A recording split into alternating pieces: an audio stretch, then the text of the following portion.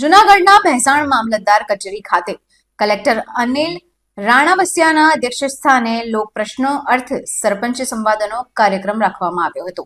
જૂનાગઢના ભેંસાણની મામલતદાર કચેરી ખાતે માનનીય જિલ્લા કલેક્ટર શ્રીના અધ્યક્ષસ્થાને લોક પ્રશ્નનો અર્થ એટલે કે સરપંચનો સંવાદનો કાર્યક્રમ રખાયો હતો, જેમાં મુખ્ય અધ્યક્ષસ્થાને કલેક્ટર શ્રી અનિલ રાણાવસિયા સાહેબ શ્રી તેમજ ભેંસાણ વિસાવદરના પ્રાંત અધિકારી તેમજ ભેંસાણ મામલતદાર શ્રી તેમજ તાલુકા વિકાસ અધિકારી અને જિલ્લામાંથી ડીએલઆર વિભાગના અધિકારી તેમજ પીડબ્લ્યુડીના અધિકારીઓ એ સાથે સિંચાઈ વિભાગના અધિકારી, માર્ગ મકાન વિભાગના અધિકારી, વન વિભાગના અધિકારી, ગુજરાત એસટીના અધિકારી વગેરે વિભાગના અધિકારીઓ હાજર રહ્યા હતા, જેમાં લોકોના અનેક પ્રશ્નો નિવારણ લાવી પ્રશ્નો સાંભળી કલેક્ટરશ્રીએ અધિકારીઓને ટૂંકી મુદ્દતમાં સંભવિત પ્રશ્નોના નિરાકરણ લાવી જવાબ આપતા કહ્યું હતું કે જે તાલુકા કક્ષાના 123 પ્રશ્નો રહ્યા હતા તેમાં તાલુકાના સરપંચો મોટી સંખ્યામાં ઉપસ્થિત રહેતા અને તમામ વિભાગના અધિકારીઓને 1 by 1 પ્રશ્નો કરી અને જવાબ આપવામાં જણાવેલ હતું, જેમાં મહત્વના મુખ્ય પ્રશ્નો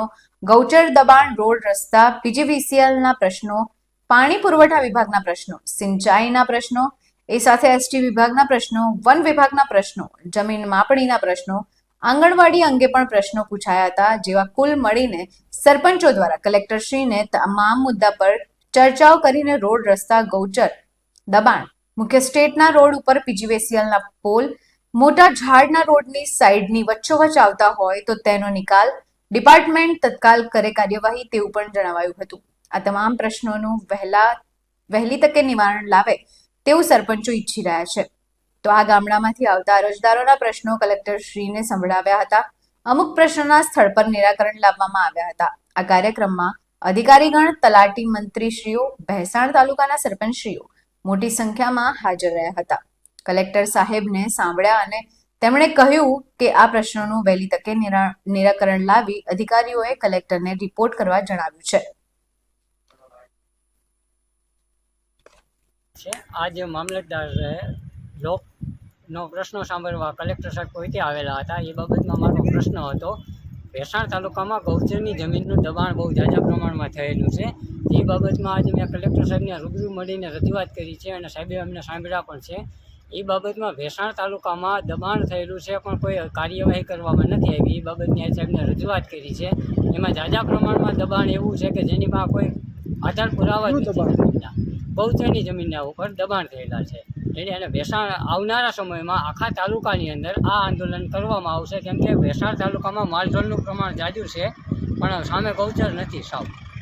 ખાસ કલેક્ટર શું જવાબ આપ્યો હતો? કલેક્ટર સાહેબે એવો જવાબ આપેલો છે કે આ બાબતની કાર્યવાહી કરવાની ટીડીઓને અમે આદેશ કરી છીએ અને એને મહિનો દીનો ટાઈમ આપવામાં આવ્યો છે। આ બાબત રાણપુર ગ્રામ પંચાયત સરપંચ તરીકે હાલ ફરજ બજાવતું હોય તો આજરોજ મામલતદાર કચેરીએ કલેક્ટર સાહેબનો સંવાદ કાર્યક્રમ અને સરપંચોનો સંવાદ કાર્યક્રમ રાખેલો હોય, તેની અંદર 125 જેટલા પ્રશ્નો કલેક્ટરશ્રીની અધ્યક્ષતામાં રજૂ થયેલા હોય અને કલેક્ટરશ્રીએ પોતે જેને જાતે જવાબ આપ્યો હોય અને આ પ્રશ્નોનું નિરાકરણ વહેલી તકે થશે એવી કલેક્ટરશ્રીએ ખાતરી આપી હોય। તો આજરોજ સરપંચ યુનિયન પ્રમુખશ્રી, ઉપપ્રમુખશ્રી મનુભાઈ, જસકુભાઈ, વાંદરવડ સરપંચશ્રી, ડમરાળા સરપંચશ્રી અને ખાસ કરીને વધુમાં વધુ સરપંચો હાજર રહ્યા હોય।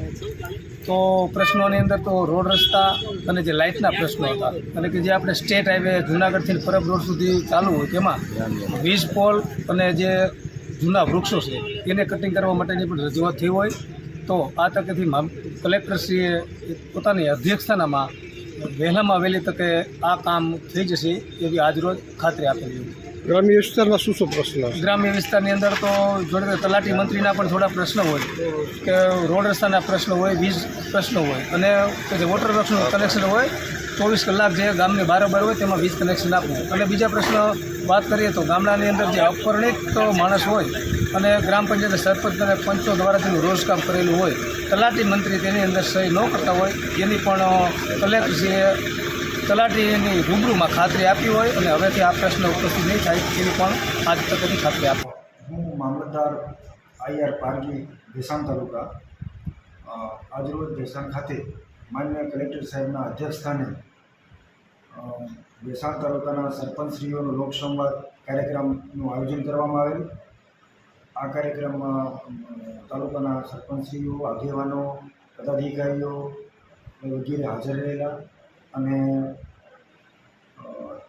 કાર્યક્રમમાં 123 જેટલા પ્રશ્નોની વિગતવાર જણાવટ કરવામાં આવી અને તમામનો હકારાત્મક નિકાલ થાય તે માટે તમામ ખાતાઓને જરૂરી સલાહ સૂચના આપવામાં આવી.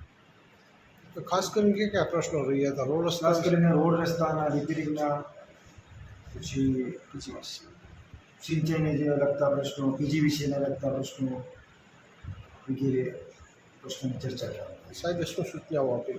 માન્ય કલેક્ટર સાહેબે આ પ્રશ્નોનો ત્વરિત નિકાલ કરવામાં આવે અને લોકોના ઝડપથી કામ થાય તે માટે તમામને સૂચનાઓ